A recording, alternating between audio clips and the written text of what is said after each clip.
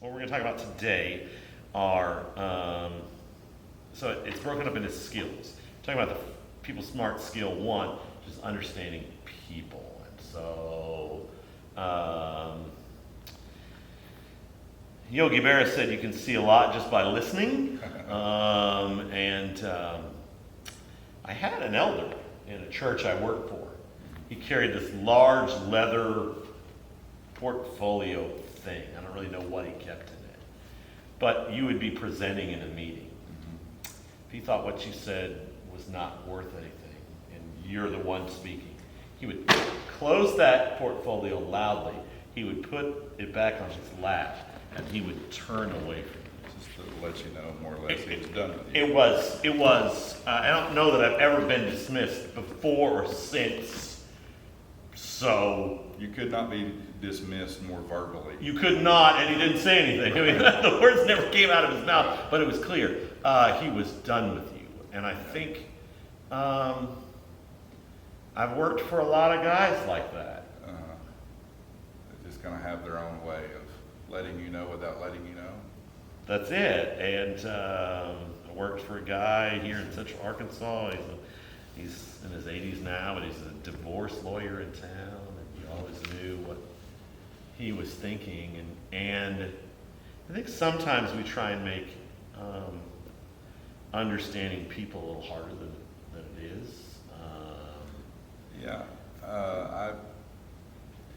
You kind of triggered the certain flashbacks of those people who can't wait to let you know their disdain for you, as opposed to those who I sometimes wonder, they're making it so obvious. Are they doing it purposely, or do they think you can't really know? Do they not know it's so obvious? Worked for a guy, he worked for John Deere. He only called me junior or son. I was mid to late 20s, and on a job evaluation. He said, well, we only really keep you around for your wife anyways. Oh. So it's not like Jim wasn't clear. Right. He was very clear.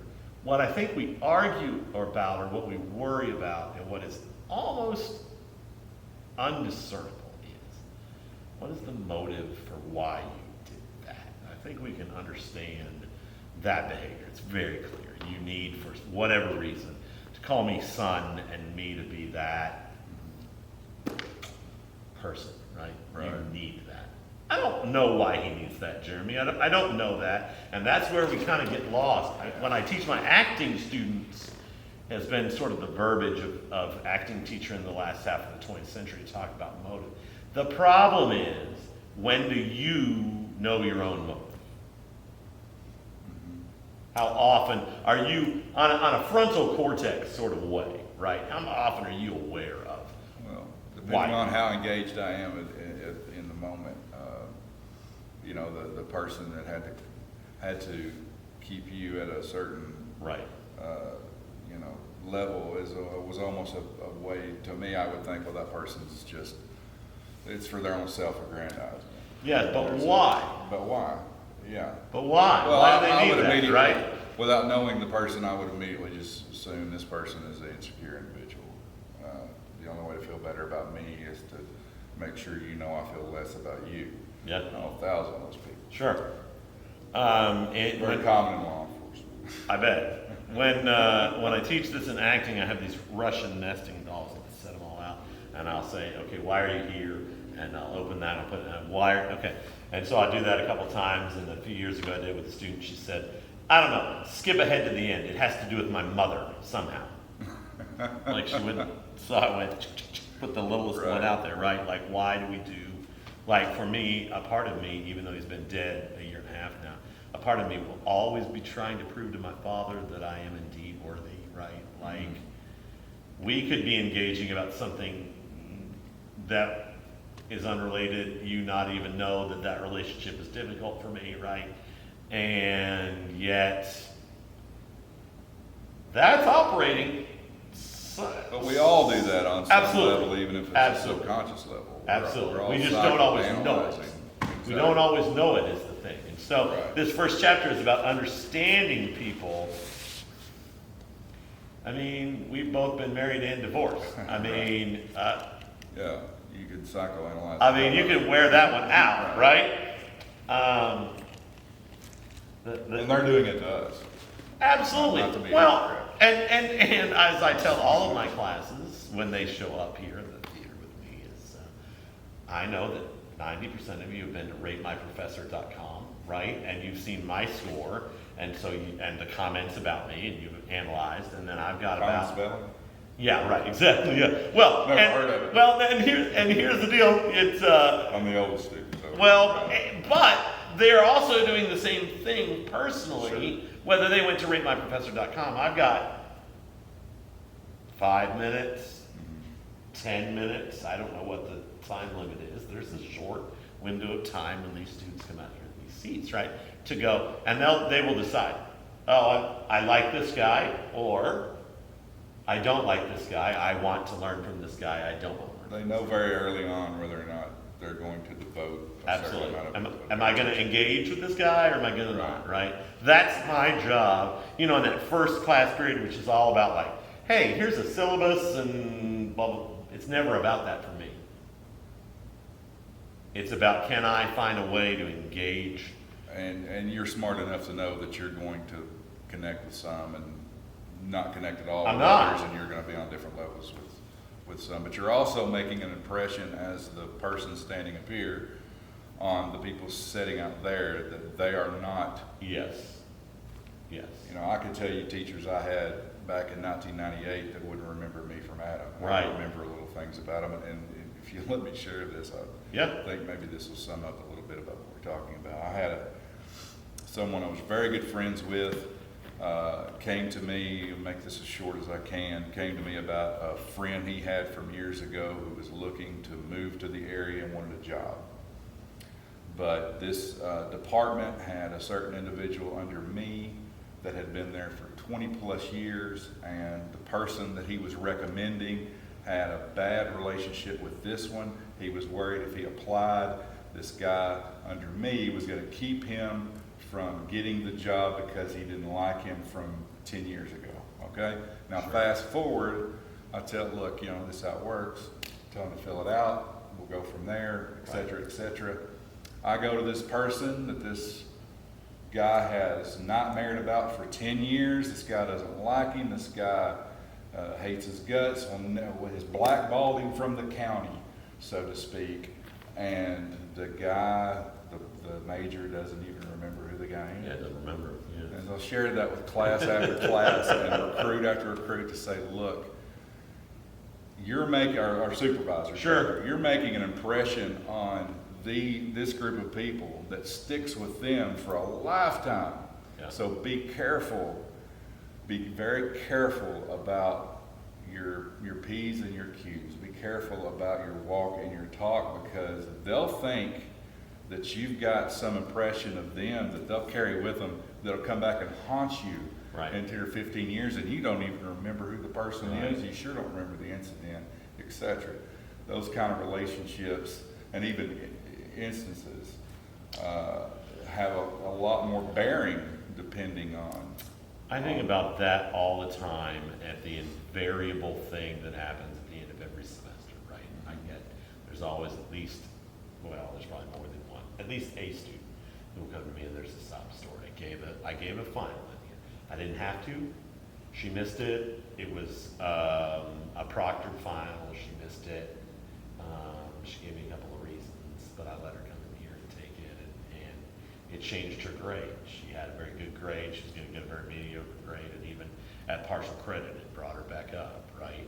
Because I think at the end of the day, I want whatever that is, right? I mean, Sure. I want that because I realize that what feels clear cut to me. Students should have showed up for the final, Jeremy. Certainly. Yeah, certainly. And they're at a level here, they should be responsible enough. These are adults. Yeah. They're this young, is but they're not- adults. But it's not high school, it's not you have to be here, mommy and daddy go to jail. This is a responsibility. She should have showed up. Absolutely. End of discussion, and she didn't get full credit because Right. she didn't show up the first time. But I just wonder what the long-term, I think I'm doing more long-term good by being fair and what I think is fair and gracious. Well, okay, but I would agree with you, but also add to it's up to her.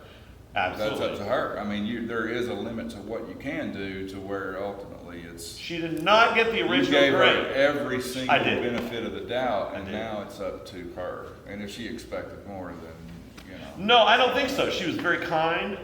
She's very. well, she could be anybody. I mean, there That's comes it. a point to where Yes, sir. there is a limit to what you should even feel obliged, I guess. So the text, the first wanted, and there are wanteds, like action items throughout the text. The first one is motivating yourself to be more understanding of others. I felt led about 15 years ago to start noticing people. I don't mean that in a creepy way for those listening out there in the video. I'm a people watcher. If that. Well, and Jeremy and I are old enough to have been to the airport and been able to people watch because you used to be able to go in there. Anyways, I decided to really notice the people around me. And I was at a grocery store, don't know which one. The checker, who was scanning and going, said, how are you? I said, I'm fine. How are you? And they just kept right on scanning, putting in the bags. And I just kept my eyes right there. And a bunch of items later, it was a long time, I couldn't tell you, 30 seconds or something. They finally looked back up and they were like, oh, you meant that? Right. Oh, you wanted to know how I am. I said, yeah, I actually was asking. I think we don't see that today. We don't, the church answer is fine. I'm fine, Jeremy. Yeah. Well, I mean, the personal connections that you were trying to have with that person, we're seeing less and less of, whether it be social media or cellular phones and text messages, et cetera, et cetera. We're getting less and less, or we're staying less and less connected with people that we should stay connected with, Right. because we don't have to be connected with anybody. And I know that's a long rabbit hole to go down. But Well, in a sense, I think it just brings up questions you need to ask yourself, right? Like, the text really spends a long time talking about showing interest. And, kind of gotten into some weird spots in our society where you have to kind of be careful with some of that. But do I show genuine interest in what people have to say? What we seem to do in social media is, especially for people our age, we get on Facebook, we put something in all caps. We get really mad if anybody questions us or pushes back. Yeah. We say, go to your own page and do that. And I don't know if we still have interest in other people's opinions. well, it's a worldwide network designed for you to share your opinion with the world, and God forbid anyone share theirs with you. You got it. We Is are the- closed is the off. is the common Yes. attitude. Yes. And I think that in a culture proliferated by, I don't get the news. I get the news that I already agree with, right? Like if I'm reasonably far right, I'm going to watch Fox. If I'm reasonably far left, I'm going to watch maybe CSNBC, et cetera. Have we ever lived in a time where, we used to your experiences dictated your politics, and Yes. now politics dictates your experiences. Yeah, 100%. And it's the most bizarre thing in the world to me. And so I think to understand people, part of that is really showing an interest in learning to actually listen. I Well, think we you have just lost said, we've lost the learning. ability. Yeah. People don't want to learn anything new. I read one time that I'm going to sound like the cynic sitting here. it's okay. That's great. That's all right. That's your job. Well. The cynic, Jeremy. I read one time that what I say I believe is not what I believe. What I believe is what I do. I can tell you that I should lose 20 to 25 pounds right now. I can tell you that with confidence, and my overall, not so that I will look a certain way, but so that my health will be better. I don't doubt that for a minute. Right. And if you put certain foods in front of me right now that are not healthy for me, I will eat them because I love them, right? I mean, so I tell you that I should lose 20 or 25 pounds, but what I believe is what I do. I'll keep my big fat mouth shut. If you pass the bag of skills over, I will eat all of them, okay? Your expertise as a retired police officer is relevant, particularly in this chapter, because the author talks a lot about reading body language, right? Yeah, oh, yeah, it's extremely important. And you talked to, Especially from an investigator. right, you talked in my class Right. once about how do you know somebody's lying? What are the Sure. And- telltale signs of somebody's lying? and that's, everybody has certain things you cannot control about your body language. Sure. Whether you're lying or whether you're nervous, and it's the detective's job to figure out which it is. Sure. But you all have these, what do you call Coping, Well, coping mechanisms sort of yeah, thing? I'm trying to think though more in a scientific, I the don't do auto, science. well, anyway, it's been a long time since I had to do that, but yeah, your eye, we have sayings that your eyes don't lie. Right. The eyes, you can't lie with your Right. eyes. You can lie with your mouth all day, your eyes Right. will tell the truth every single time. And there's a lot of truth to that. I mean, there's a lot of schools out there now that the detectives go to. The most common one is Reed. And Okay. Reed is the name of a person that invented it, not R-E-A-D, but Right. R-E-E-D. Okay. And you spend a week or more just learning more or less Yeah. body language. But you can pick this up. I mean, the detectives more or less, do this on what you would see if you watch too much TV. But yeah, you got the setting of the table, and this one is. But even a street cop out there dealing with people day in and day out, whether it's breaking up a domestic disturbance or helping the firefighter get the cat out of the tree. Sure. You're dealing with all sorts of people on a daily basis, and there's something that everyone has that is a commonality. Yeah. There's a commonality about everybody in certain situations. So, Yeah. yeah, nonverbal communication is a huge thing for me. Absolutely. And I stress it to everybody. I stressed it a lot to police officers, but I think it's important for a teacher, Sure. but it's important for students. Well, the reality is that in almost every study that you've ever seen, the actual words you speak are only about 7%, give or take, of the communication process, right? 100%. 93% have to do with other things. And when we have an important message, we try and wordsmith it. We try and choose every word carefully. But really, Well, what do they tell you as a teacher that's going to be retained out of what you say verbally? there you go. I mean, right? well, how much of what you say is Not going to be much. retained? Not a Not lot. much.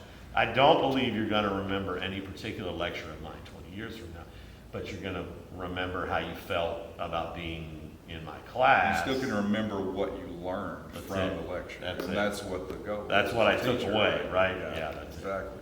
And so I think body language is important. I think the other thing maybe that you seem to do well that a lot of young people maybe don't is to clarify with questions.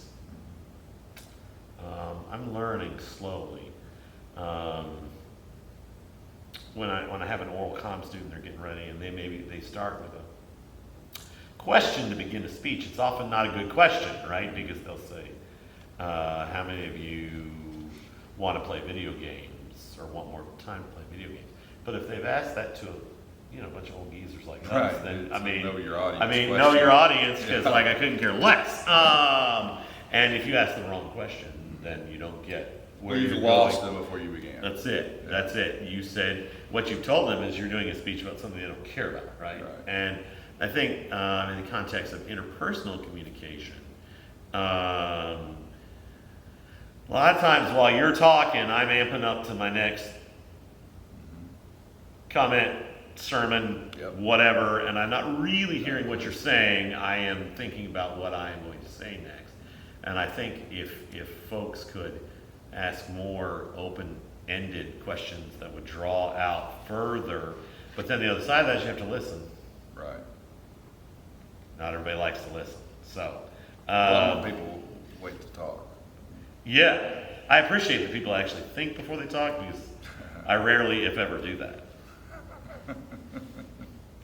I'm not sure I don't do that very often.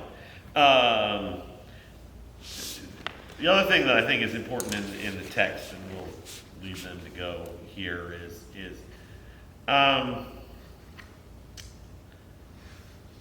You said know your audience a minute ago. Yes. I could tell 1,000 stories. Right? I've seen so many speeches in oral comm fail, and I've seen so many people fall flat. I'll tell this story, and if you're looking in the textbook, it's page 42 and 43. It's two stories that I tell about that. One is that I was in Africa about 20 years ago, and I was on a mission trip, and American college basketball coaches were coming to recruit. And I only remember it was the guy from Baylor, don't remember his name at all. Coach? He was a coach. This was a long time, 20, 25 years ago this has been. And it was in Nairobi, Kenya, and there's a mission right outside of they call it the cardboard city. It's 1 million people in a square mile, and they live in cardboard. It's a heartbreaking situation. Yeah. Right on the edge of that is a mission. The mission is known for basketball. They have huge Kenyan young men and women, and they have the best basketball team in Kenya. And so college coaches come to recruit there. This guy from Baylor came through, and he got out of the car. He was a shorter African-American fella, and then his wife was huge. She was way taller than him. I'm 6 feet, kind of looked like she was an Olympic athlete. I don't know, maybe she was. You know, a college or pro athlete. They got off the van, bus, whatever it was. The children crowded around these two, and the wife was just as black as midnight. She looked Kenyan. Children all gathered around, and they escorted this man, his wife, into the it was like an amphitheater. And so he's talking to these young people, and one of the most persistent young people kept after him about what tribe he was from. Finally, he had to admit that he didn't know. Yeah. That he was African American, that he didn't really know anything about his heritage. The young man's face fell at that. So he turned to his wife, applied her with the same questions, because she looked like she was from Nairobi. And she couldn't tell him either. I've never seen this happen again. The young man turned away from the two and put his back to them, and this whole gaggle of children did the same thing. And this guy gave his recruiting pitch to the backs of children, because when and at the end, the young man said to him, "You're not an African American, you're a black American." And this was at a time culturally and politically where African American was the term being used. And I just watched this guy fall flat, right? He tried to use his own color of his skin and things to his advantage, and it fell flat because they didn't get it. That he didn't. It was the wrong audience, right? Know your audience. Yeah. He was using terms. He was culturally appropriating something that he may have looked like, but he didn't own. And I've never, never forgotten that. Made quite an impression. It did, yeah, absolutely. And I have thought since then, had a young man in my speech class, a big kid from Lone Oak or somewhere. He liked to play golf. And we got to the interview portion. And I always give them the students I think they don't want as their HR team. And I gave him the 6 most outspoken women in the class. Oh, yeah. And he got up there and made the statement, something about what he wanted to do and what he didn't want to do. And he made the statement, well, what have I got secretaries for, right? And he looked at these 6 strong, outspoken young women. And when we got to that Q&A, that was like a piranha feeding frenzy. They owned him. Right. He was the last student that day, and everybody left. And he was still standing up in front of the class. And he goes, "Mr. Gibbons, what just happened? And I told him, you got to know your audience. And I told him what he said. He didn't even know what he said, Jeremy. He didn't know. He didn't remember saying, well, what have I got secretaries for? I said, well, that's what they own you for. And you think 10 years from now, that's still gonna happen? I think. I don't know what else he remembers from speech, but He remembers Jeremy, I that. bet he remembers that experience. And I think that, understanding our own worldview and how we're looking at things and how worldviews change.